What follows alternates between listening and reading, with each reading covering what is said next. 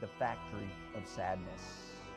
We're here not to bury a team, but yes, actually, we are here to bury a team, the Cleveland Browns. This franchise has taught us patience, humility, and how to drink in disappointment like communion wine. The Browns were born in 1946, back when milk was delivered to your door, and Cleveland still had hope. They dominated early football, winning championships in 1950s with legends like Otto Graham and Jim Brown, proving greatness once did live by Lake Erie. Then came 1964, the last time the Browns won it all. Since then, Cleveland fans have been waiting, and waiting. So long, the stadium beer prices have seen inflation rates economists can't even calculate.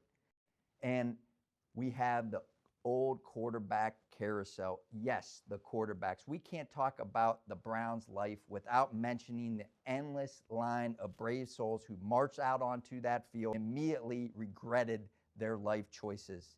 Since the team's return in 1999, the Cleveland Browns have had 41 different starting quarterbacks. That's not a depth chart, folks. That's a roll call.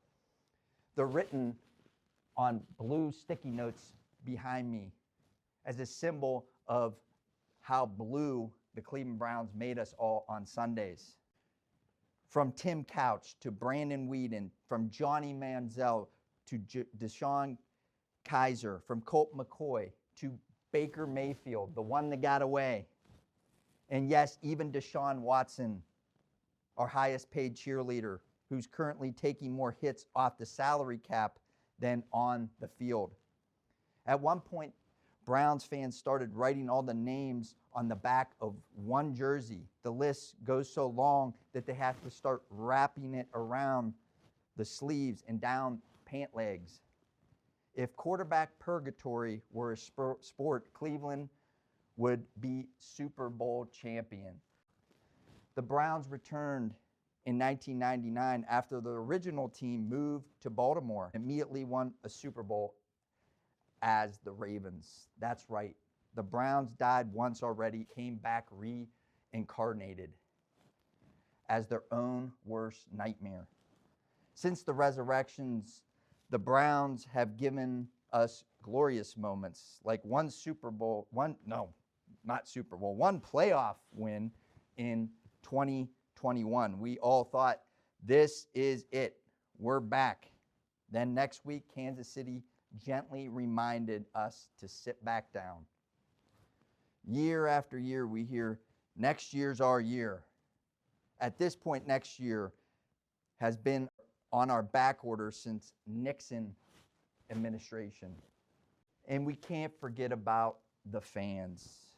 Let's be honest, no matter how bad it gets, Cleveland fans are different. They show up through snow, heartbreak, and endless coaching changes.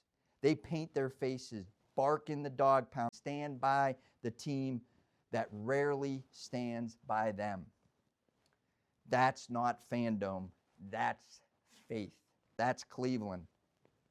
So today we lay the Browns to rest again.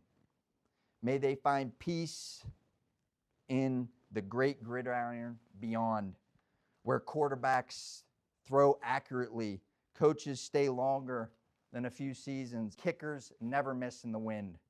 Let us remember them not for the fumbles, the blown drafts, or the rebuilding years that lasted 3 decades, but for the laughter, the loyalty, and the fact that no matter how bad it got, Cleveland fans never gave up. We say goodbye from the dog pound to the end zone that hope forgot. We salute the Cleveland Browns. You taught us that faith isn't about winning. It's about believing through every interception. Rest easy, Browns. And if you hear someone yell, Super Bowl next year, just know it's a Cleveland fan doing what they do best.